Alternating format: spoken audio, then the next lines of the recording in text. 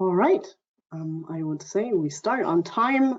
It's my pleasure to welcome all of you to the first installment of the CARGR webinar series in the course of Frankfurt Book Fair 2021. Normally, we'd be meeting most of you, or some of you at least, at the Frankfurt Book Fair, live and in person, but we're grateful to get this chance of interacting with you in the course of this webinar series. Just a small introduction at the beginning. My name is Julia Kersebaum. I am the CARGR manager for academic and research institutions. Some of you may have met me already. It's my pleasure to host today's event. To start off, I've been asked to cover some housekeeping items, which I will do now. This webinar is being recorded. We will make the recording available to you via mail after the event. At the end of this webinar, we have a short survey where you can pick whether you want to receive some additional information on the topic or not. So let's start and quickly discuss why we have selected this topic.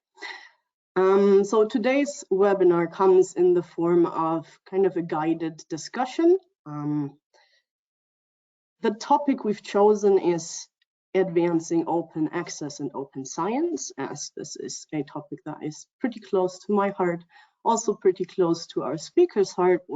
I will introduce my colleague Beth in just a second. The structure of this webinar, we will have the guided discussion first. Afterwards, we have some time for a question and answer section. If you find you want to ask any questions, please feel free to drop them in the control panel question box, and we will try and get around to all of your questions in the course of this webinar. Those that we don't find the time for, we will try and answer them afterwards. So just some very quick information about who we actually are, and I'm not going to cover all of these items because that would take more than the time I have dedicated for this. But what I want to mention is that CARGR is a family-owned publishing house. We've been around since 1890. We cover all the health sciences, and we cater to all the stakeholders that are included in the health sciences. So today's topic, and you will see that from Beth in my department, is focused rather on academics, but you will also find some topics or some questions that kind of extend into other parts of the health sciences ecosystem. So I already mentioned this topic is somewhat close to our hearts, and that also goes along with what Beth and I have been doing most of the recent years and what takes up most of our working time, which is transforming the academic sectors, especially in Europe. But as you can see, we've managed to close some transformative agreements also around the globe. And that topic obviously goes hand in hand with more strategic decisions and more strategic topics when it comes to open access and open science. And that is what we want to look at today. So without further ado, let me introduce my colleague Beth. Beth is the Open Science Manager at CARGR. She's also one of the heads of the Open Science Task Force at CARGR. She kind of covers both the market-going side, so the academic and research department side, but has also very close connections to the editorial side. And she's basically dealing with everything from policy to strategy, communications, and compliance questions with open access mandates, which means she has the awesome task of answering all of my odd and weird questions every day. So I think that's the introduction that we need, I hope.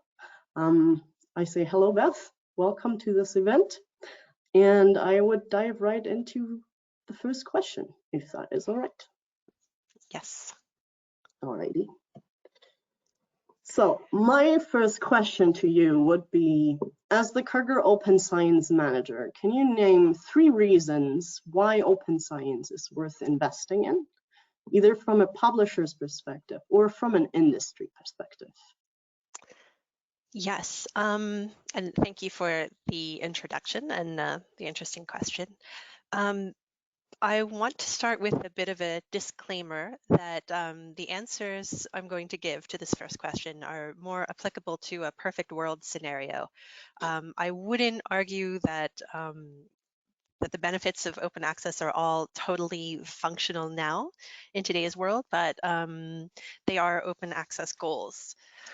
So to answer your question, I think I'd say you could break down benefits of open access or reasons to invest in open access and open science into kind of 3 categories.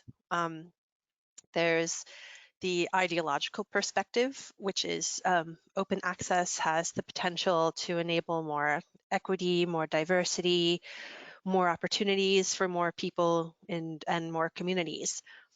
We appreciate the potential to contribute to removing barriers to gaining access to life-saving knowledge and to participating in global research communications.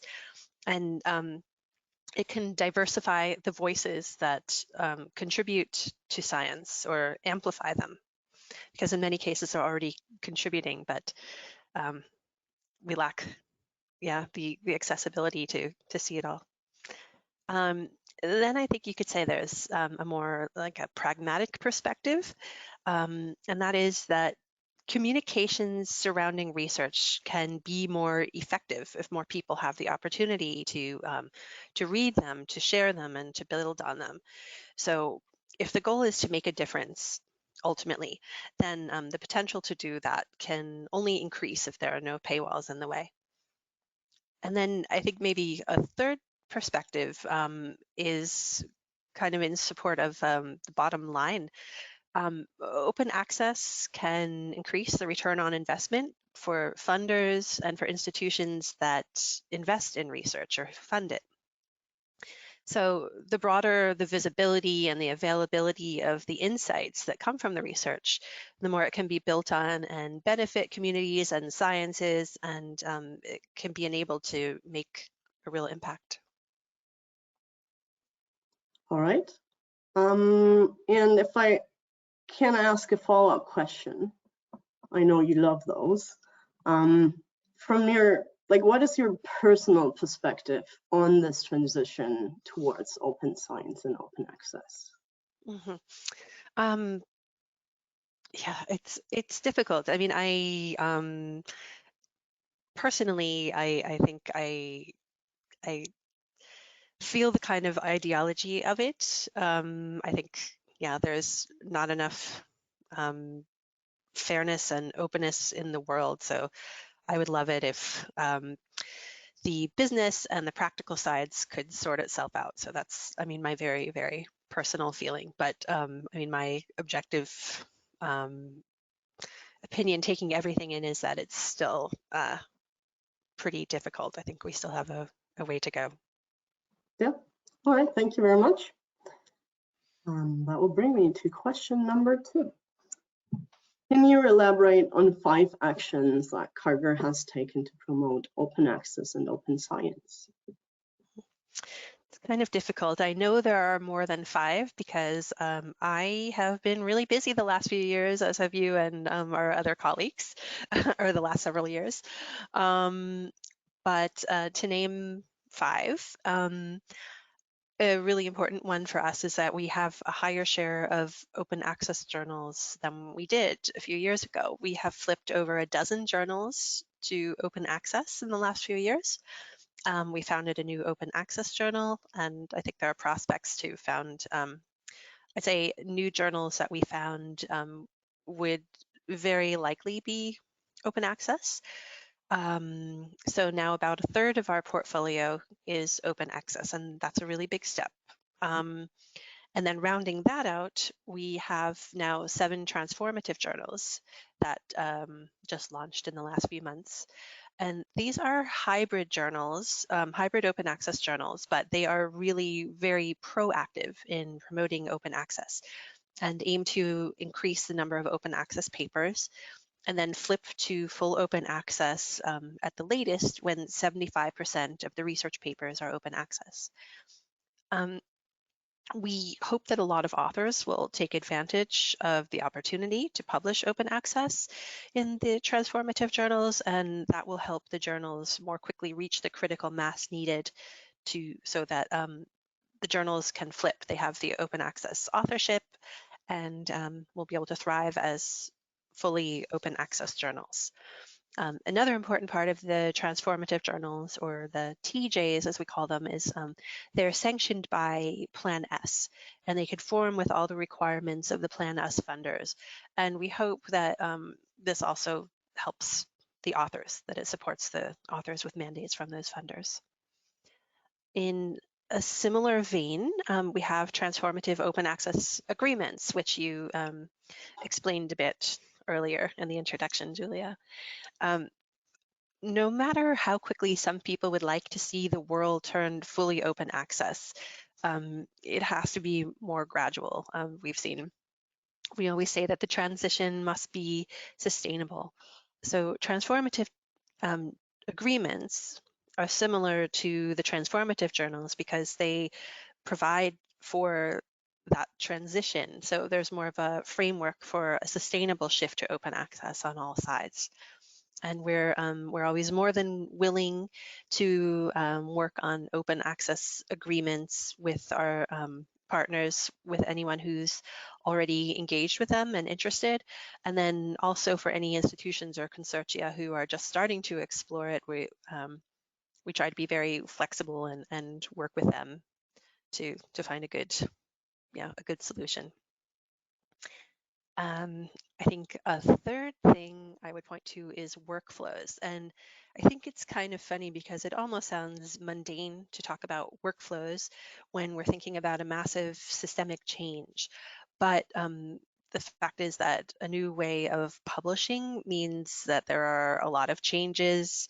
There are new needs, new ways of working. So the workflow is actually very important. And it's not only important, but it's been very choppy and complicated for everybody because it is all new. We don't want our partners who are working really hard to enable or encourage open access. We don't want them to have to suffer from these really complex processes and the fact that they're different from publisher to publisher. We know it can be very tedious and difficult. We also don't want the prospect of open access workflows to intimidate institutions and deter them from maybe embracing open access more. So we've put a lot of effort into trying to improve the process for authors and for institutions. We've made a lot of changes in the last few years, and something that warmed my heart was we heard some appreciation from a large consortium about our workflows. For one thing, that they make it almost impossible for authors to avoid the question of open access and whether their paper is covered by a transformative agreement. So it kind of prevents them opting out just by virtue of lack of interest or understanding. So they kind of can't avoid realizing that they're covered by a transformative agreement. And so hopefully, that shows that some of our efforts have paid off. But it's still complicated, and we see that there's much more we could do in terms of making reporting and monitoring compliance easier for institutions. So we've signed with Kronos Hub, and we're implementing that and hope to have that fully implemented in the course of next year. And that should also make the open access publishing and monitoring much easier for the authors and the institutions. Another thing I would point to, a fourth one, and this is more specifically to open science, is a data sharing policy and support for data sharing for authors. We recognize that it's not only important to access the end result in the form of the final publication of the article, but it's also really important that there's access to the underlying research data. So we do support authors to make their data openly available. And we recently integrated a very thorough set of guidelines with information and encouragement for authors on why and how to make their research data open. And we're always there to answer questions that they have. And then as a fifth one, I would point to other policies and smaller initiatives that support open access and open science practices. And I know it's kind of cheating to have a collection of activities all lumped together and counting as one, but I'm going to do it. So yeah, I would just list off a few in this category, like sponsoring OASPA conferences and sponsoring the Directory of Open Access Journals, and participating in the initiatives for open access, open abstracts and open citations, supporting virtually every open access mandate, even if it doesn't appear to fit our default policies. We try very hard to be flexible and help authors find a way to be compliant, or to help institutions to enforce their mandates. So these are more incremental kind of actions, but we believe that they also make a difference, and we keep trying to roll forward with actions like this even while we're making the bigger changes that I mentioned earlier. So those are also, yeah, important. All right, thank you very much. I cannot come up with a follow-up right now, so I'll move to question 3.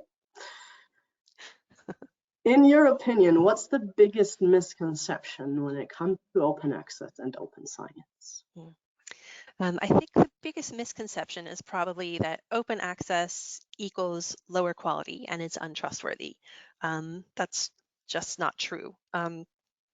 It's understandable to some extent that open access got that reputation because the APC business model moves publishing from reader pays to revenue that's earned per article published. So yes, that can enable the scenario where unethical companies are basically impersonating publishers and putting out as many articles as they can, because they can earn revenue for each one. But I think, there are ways to identify this kind of predatory publishers. So even though they're quite slick, I think they can be avoided maybe more than many people realize. There are resources such as Think, Check, Submit, and yeah, I think they don't have to pose a problem, as great a problem as they have the reputation of doing. And then also, I would point out that serious scientific publishers adhere to all the same standards that they did under any business model. So the business model might change, but the standards don't, and the core mission doesn't. So yeah, even if we're publishing open access, we're just as committed to quality and peer review and maintaining or even improving standards of integrity and ethics. So yeah, biggest misconception is that it's untrustworthy. All right, thank you very much.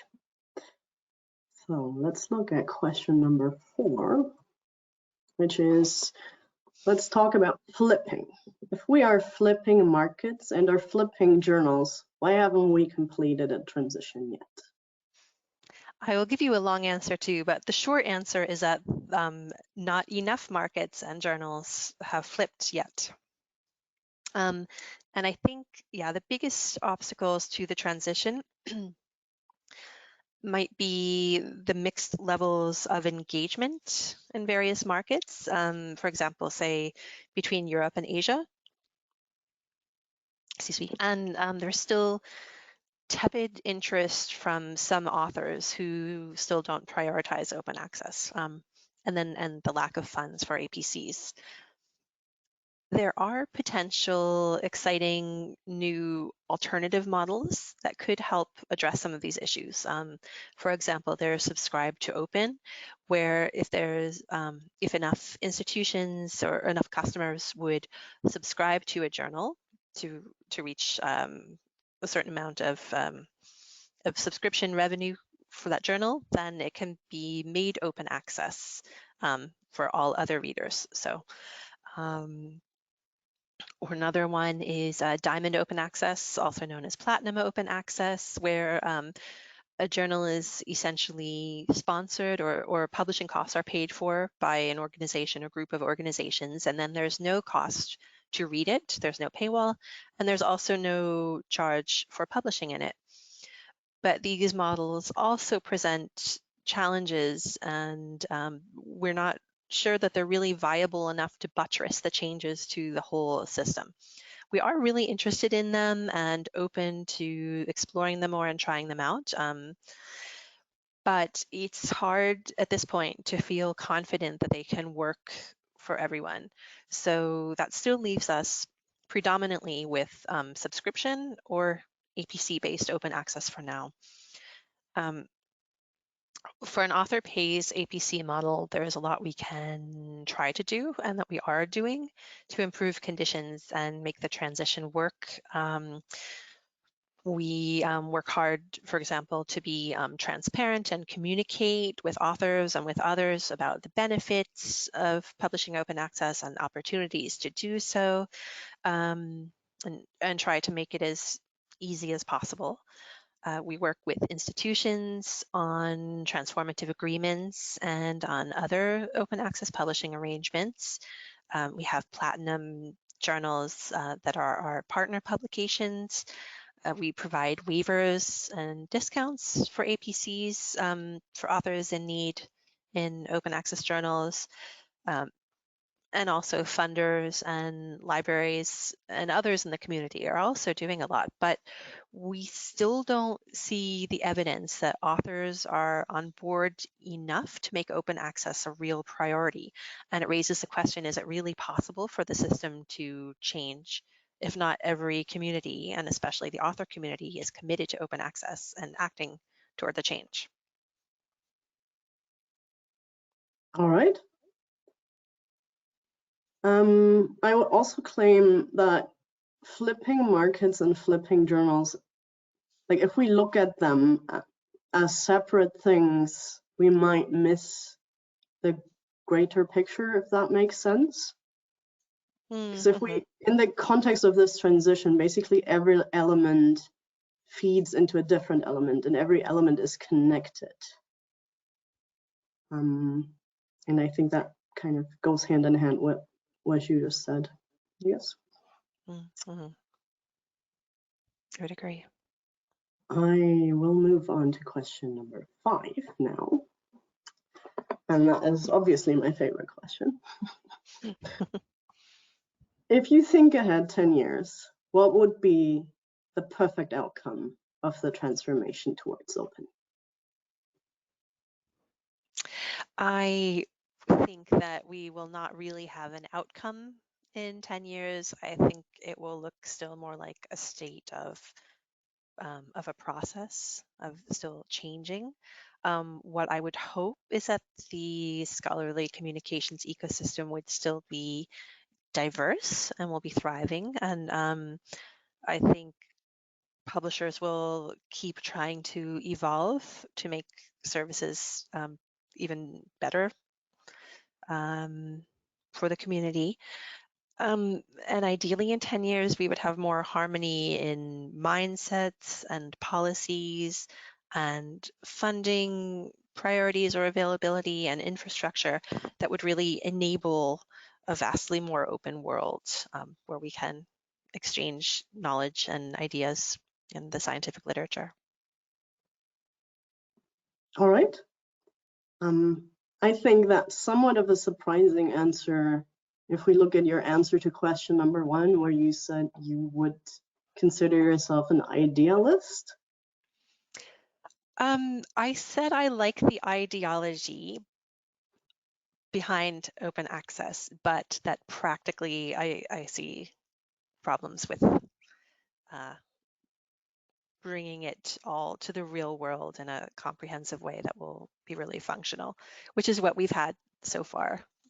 As you said, you know, the mismatch between the different markets and that it all has to mesh together to make it really work.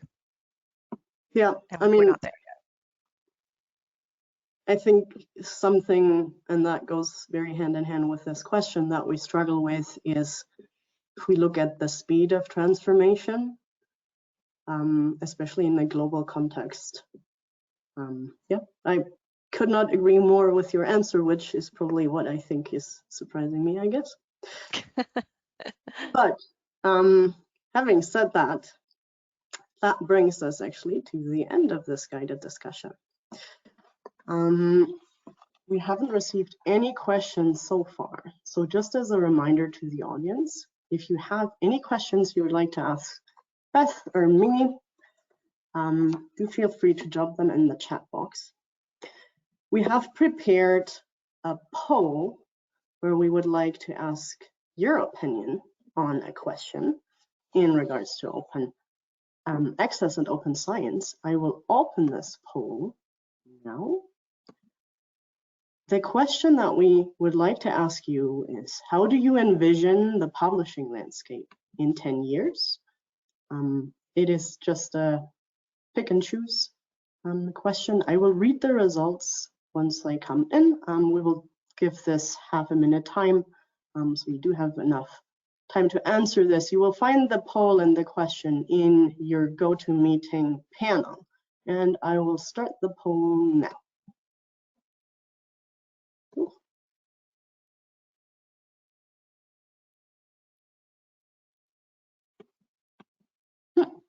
That did not work. I am very sorry.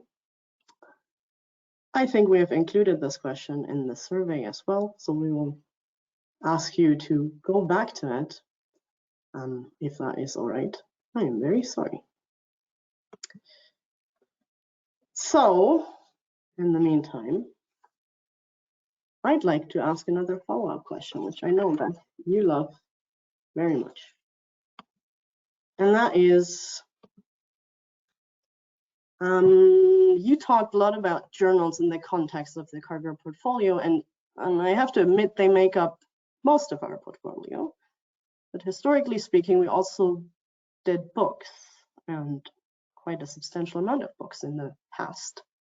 So what I would like to ask you is, how do you see books as a medium or as a product in the context of open access and open science? I think they also have potential. Honestly, there has been less demand, and I think because they're different from journals. I mean, that's stating the obvious, but they also haven't been subject to funder mandates to the extent that journals have. I don't know. It could be that that's part of why open access books are not as widespread. I know that we have published open access books and can do that. And I think that open access will also become more of a mainstay regarding books. But yeah, so far journals are overwhelmingly the priority, at least for us and our partners. All right. That's a very good answer, I would say. I think we've reached the end of our time, if I do see this correctly. what I would like to do is thank you, Beth, for your time and for your enlightened answers. I would like to thank the audience for participating and for your time. I hope you found this interesting. I would like to point out that this has been the first installment of our webinar series. We are going to have 3 more webinars in this week, 1 per day. If you have the time and you're interested, feel free to join these sessions as well. And with that, I would say thank you very much and enjoy the rest of your day. Thank you from me too. Bye.